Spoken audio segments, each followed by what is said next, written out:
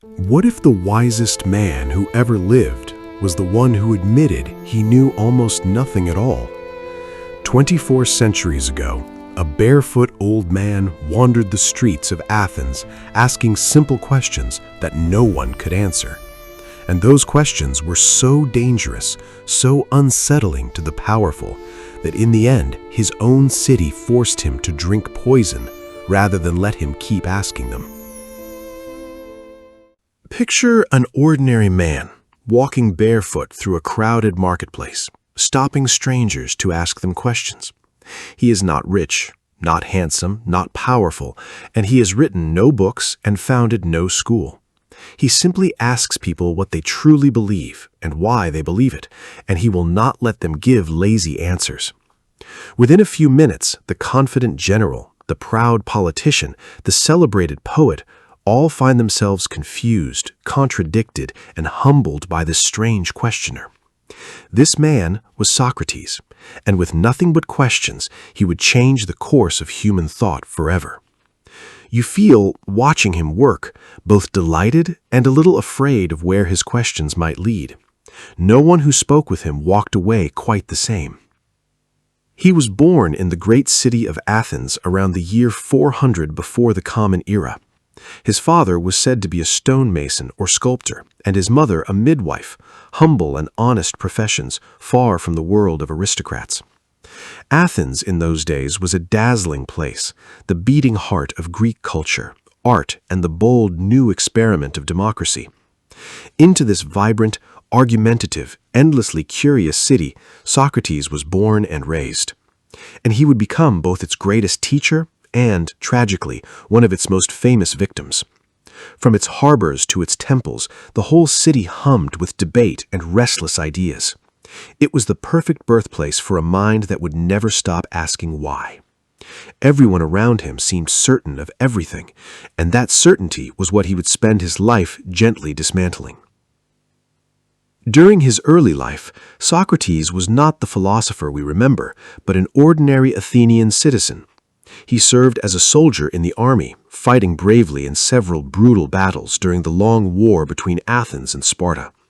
Those who fought beside him remembered his extraordinary toughness, his courage under fire, and his ability to endure cold, hunger, and hardship without complaint. He was no frail dreamer lost in thought, but a strong and resilient man who had faced death on the battlefield. This physical courage would later be matched by an even rarer kind of moral courage.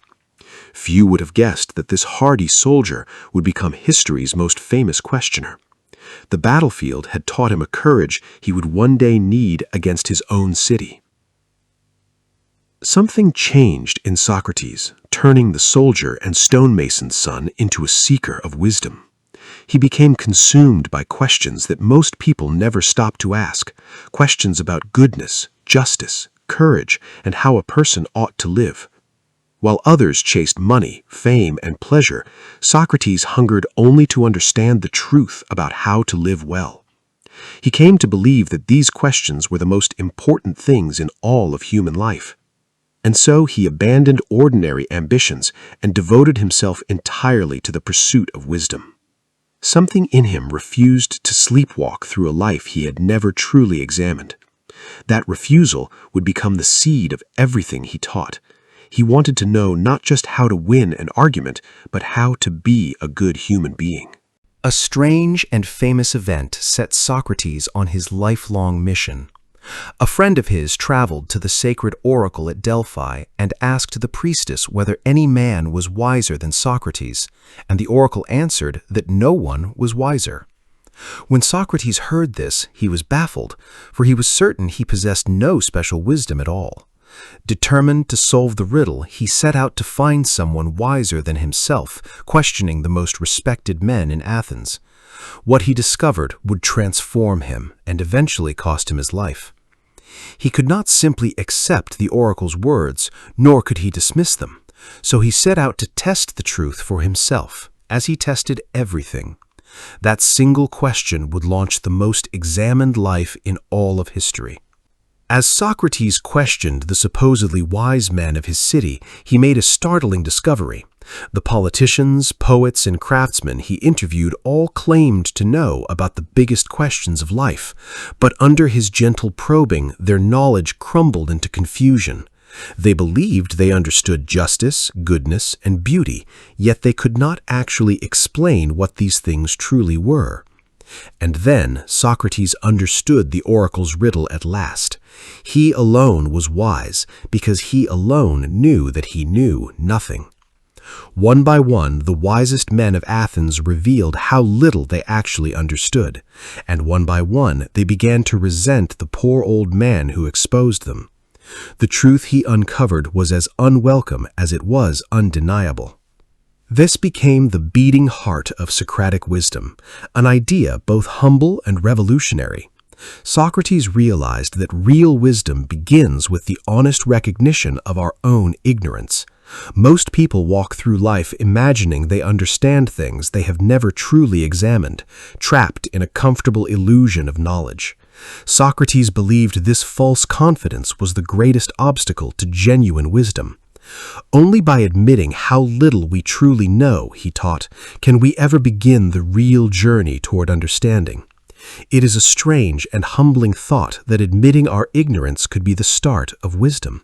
Yet Socrates staked his entire life on exactly that idea. He carried that humbling truth like a lantern for the rest of his days. To share this insight, Socrates developed a unique and powerful way of talking with people. Instead of lecturing or giving speeches, he asked a relentless series of careful questions, drawing out the beliefs hidden inside another person's mind. He would take someone's confident claim and gently probe it, exposing the contradictions and confusions buried within. This method of teaching through questioning came to be called the Socratic method, and it is still used in classrooms and courtrooms today. He believed truth could not simply be handed over, but had to be discovered within oneself. Notice how different this is from simply being told what to think. He wanted people to find the truth themselves so that it would truly become their own. Socrates compared his own strange craft to the profession of his mother, the midwife. Just as a midwife helps a mother give birth to a child, Socrates said he helped people give birth to their own ideas and understanding. He did not fill empty minds with facts, but instead helped others deliver the wisdom already waiting to be born inside them. Through his patient questioning, thoughts that had been vague and confused could finally emerge clear and whole. It was a beautiful image of teaching, not as pouring in, but as drawing out. There is a tenderness in that image that softens the sharpness of his questions. He was not trying to defeat people, but to help them grow. To him, wisdom was not a possession to hoard, but a birth to assist. There was one belief that lay at the very foundation of everything Socrates taught. He was convinced that no person does wrong on purpose, that all wrongdoing comes from ignorance. If people truly understood what was good, he argued, they would naturally choose to do it, for no one knowingly harms their own soul. Evil, in his view, was really a kind of blindness, a failure to see the truth about what is genuinely good. This meant that the path to becoming a better person ran directly through knowledge and understanding. It is a hopeful and generous view of human nature, if a difficult one to fully believe. To Socrates, no one was truly evil, only tragically confused. It meant that cruelty was less a choice than a kind of terrible blindness. From this flowed another of his most challenging and inspiring convictions. Socrates believed that the health of your soul matters infinitely more than wealth, fame, or bodily pleasure. He taught that it is far worse to do injustice than to suffer it, a claim that turns ordinary thinking completely upside down. Most people fear being wronged by others, but Socrates feared far more the damage that doing wrong would inflict upon his own character. To him, a person who commits evil harms themselves most of all, poisoning the very core of who they are. Let that idea sit with you for a moment, because it overturns almost everything we assume. He feared his own wrongdoing far more than any harm the world could do to him. Perhaps the most famous words ever attributed to Socrates capture his entire philosophy of life. The unexamined life, he declared, is not worth living for a human being. He meant that a life spent without ever questioning your beliefs, your values, and your choices is a life only half lived. To drift through existence unthinkingly, never asking whether you were living rightly, was to Socrates a kind of waking sleep. He called every person to wake up, to examine themselves honestly, and to live with genuine awareness and purpose. These few words have echoed down the centuries as a challenge to every human being. They ask us whether we are truly awake or merely drifting through our days. To live without asking why, he believed, was barely to live at all.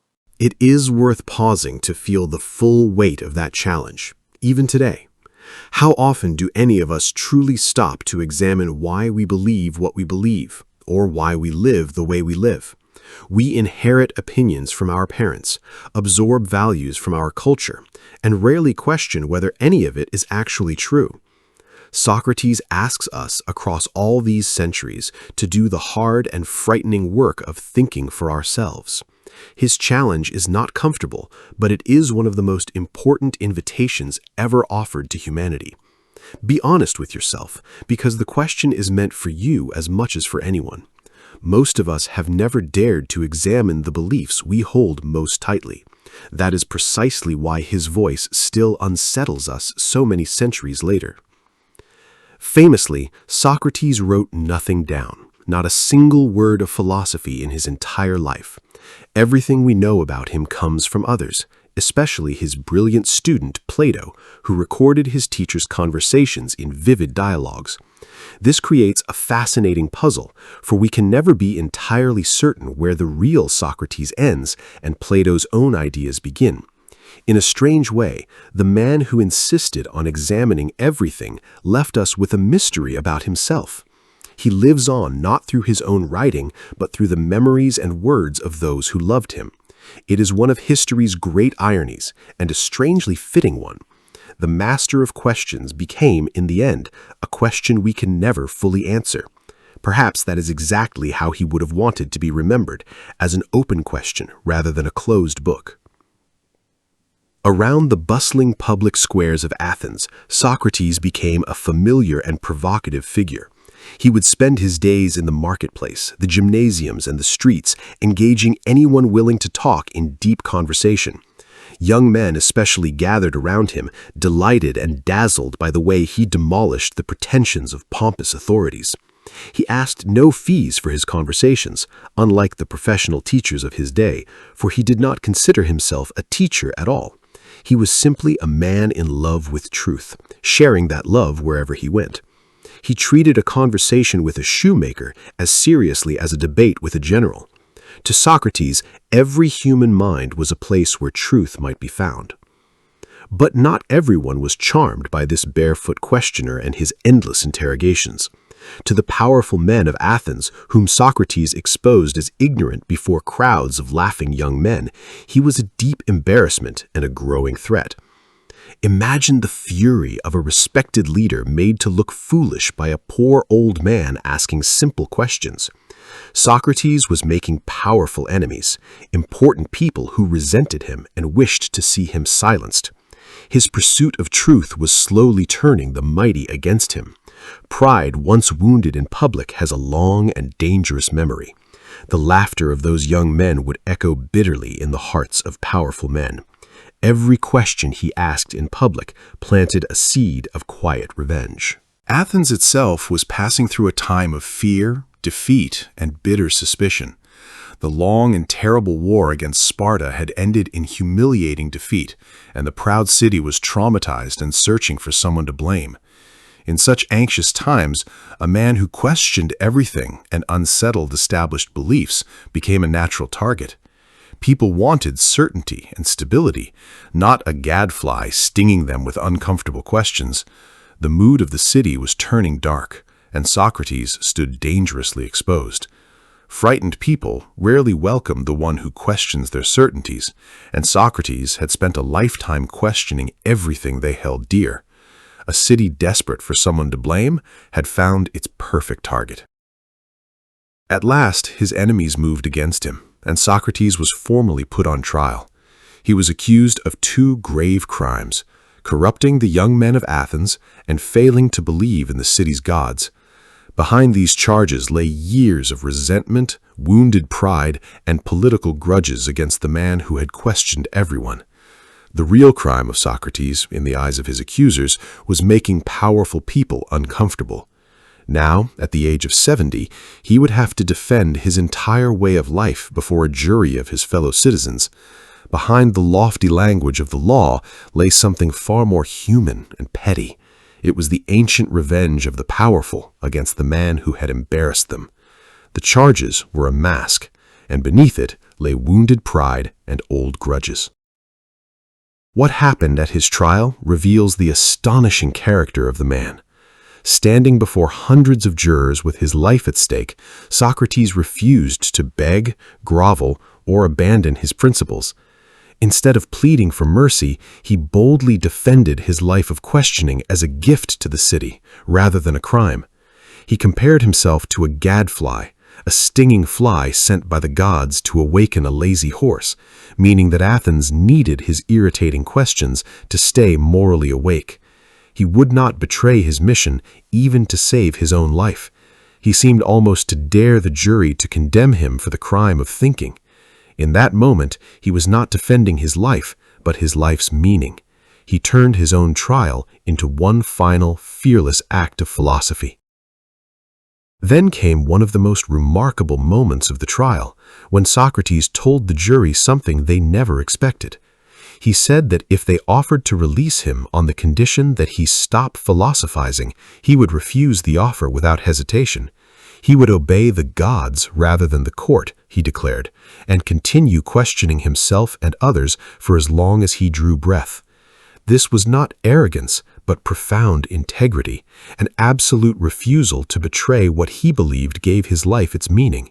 He valued his principles more than life itself. You can almost hear the gasps in the courtroom at such astonishing words. He would rather die questioning than live in silence. To obey his conscience mattered more than to obey the court. Despite his powerful defense, the jury voted to find Socrates guilty of the charges. By the customs of Athens, he was then invited to propose his own punishment as an alternative to the death his accusers demanded. In a final act of magnificent defiance, Socrates suggested that instead of being punished, he should be rewarded with free meals for life as a public benefactor. It was as if he were telling the court that his questioning deserved honor, not death. This bold gesture may have sealed his fate, but it perfectly captured his refusal to pretend he had done wrong. It was a breathtaking refusal to play the game of false humility. Even facing death, he would not pretend to a guilt he did not feel. He would not buy his life with a single dishonest word. Angered by his defiance, the jury condemned Socrates to death by drinking poison. Yet even facing execution, this extraordinary man remained calm, serene, and utterly unafraid. He told the court that no one truly knows whether death is a good thing or a bad thing, so it made no sense to fear it. Perhaps death was a dreamless sleep, he mused, or perhaps a journey to meet the great souls of the past. Either way, he faced his end with a peace that astonished everyone who witnessed it. And still, remarkably, no trace of fear or bitterness touched his face. He met the sentence as calmly as he had met every hard question of his life. Death itself, he seemed to suggest, was just one more question worth facing calmly. His serenity in that moment may be the most powerful argument he ever made. While Socrates waited in prison for his execution, his devoted friends hatched a plan to save him. They arranged everything necessary for him to escape from Athens and live out his days safely in exile. But Socrates, to their astonishment and grief, calmly refused to flee. He argued that he had lived his whole life under the laws of Athens, and it would be wrong to break those laws now simply because they had turned against him.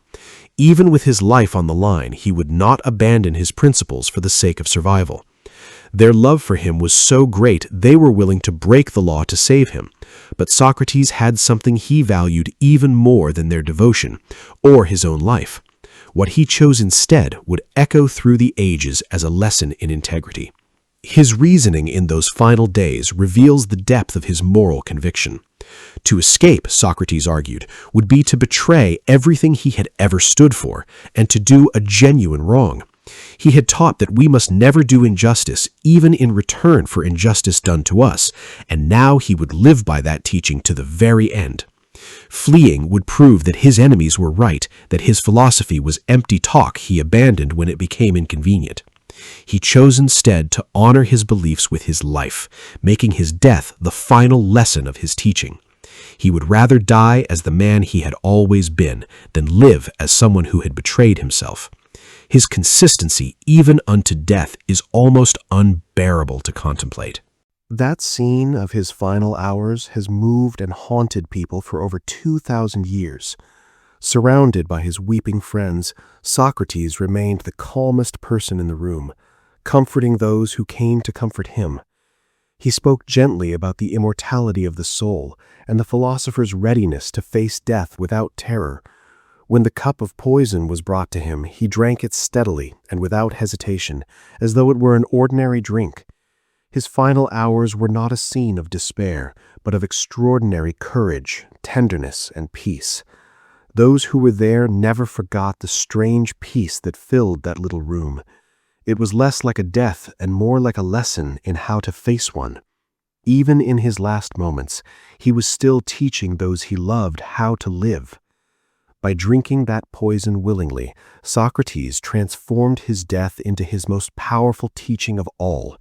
He proved with his very life that some things matter more than survival, that integrity and truth are worth dying for. A man who fled would have taught that principles are negotiable, but a man who died calmly for them taught something unforgettable. His death became a beacon across the centuries, a testament to the idea that how we live and how we die can express our deepest beliefs. He turned an execution into an act of philosophical triumph. His enemies had meant to silence him, yet his death made his voice immortal. They killed the man, but they gave eternal life to his ideas. In losing his life, he won something far greater and more lasting than survival. The influence he had on everything that came after is almost impossible to overstate. His student Plato went on to become one of the greatest philosophers in history, and Plato's student Aristotle shaped Western thought for 2,000 years. Nearly all of Western philosophy can be traced back in some way to the questions this barefoot man asked in the streets of Athens. He is often called the father of Western philosophy, the point where everything began. From his endless questioning flowed a river of thought that still nourishes us today. Every philosophy class, every courtroom debate, every honest question owes him a quiet debt. He is the hidden root beneath a vast and ancient tree. The barefoot questioner became the founder of an entire tradition of thought. Remarkably, the greatness of Socrates came not from answers, but from questions. He did not leave behind a grand system of doctrines or a set of final truths to memorize. Instead, he left behind a way of thinking, a relentless commitment to examining our beliefs and never accepting easy answers. He taught humanity that the quality of our questions shapes the quality of our lives. In a world drowning in confident opinions, his humble doubt feels more necessary than ever. In an age of loud certainties, his humble doubt feels almost radical. He reminds us that a good question can be worth more than 100 easy answers. He gave the world not a set of answers, but a better way of asking. That, more than any doctrine, is the gift he left to every mind that came after him. Deeply moving is the story of a man who died for the freedom to think. Socrates could have saved himself many times over by staying silent, by fleeing, by simply pretending to agree with the powerful. Instead, he chose to keep asking his questions, right up until the moment they killed him for it. He believed that a life without honest inquiry was not truly worth living, and he honored that belief with everything he had. His courage stands as an eternal reminder of the preciousness of a free and questioning mind. He shows us that some things are worth more than comfort, safety, or even survival itself. Few lessons in history have ever been taught at so high a price. His courage turned a quiet death into one of history's loudest lessons. So the next time you accept a belief without examining it, or follow the crowd without asking why, remember the barefoot old man of Athens. Remember that Socrates gave his life defending the simple, radical idea that we should question everything and think for ourselves. He asks you, across all the long centuries, to look honestly at your own life and to wonder whether you are truly living it well. His questions are still waiting for you, as challenging and as liberating as they were on the day he died. And in daring to ask them of yourself, you keep his extraordinary spirit alive. His voice still calls to us from across the centuries, gentle and insistent. Dare to ask, it says, and you will never sleepwalk through your life again. Socrates lived and died in the city of Athens nearly 2,500 years ago. And though he never wrote a single word, founded no school, and claimed to possess no wisdom at all, he became one of the most important human beings who ever lived, the man from whom nearly all of Western philosophy would ultimately flow. He was the barefoot questioner who wandered the marketplace asking simple, devastating questions.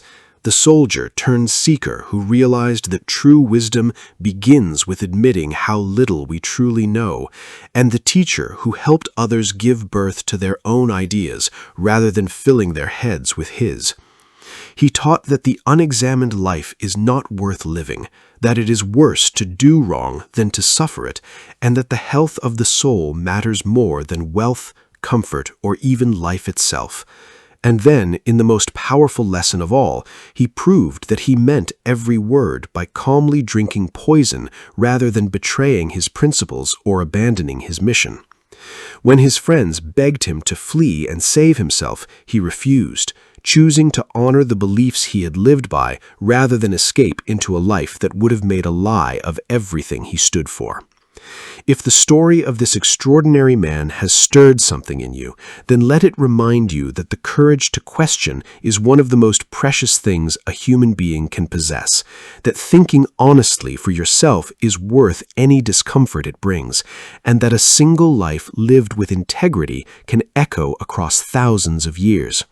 So question your beliefs, examine your life, refuse to sleepwalk through your days, and remember the barefoot old man who loved truth so fiercely that he died for the right to keep asking why, and who taught humanity across all the long centuries that the examined life is the only one truly worth living.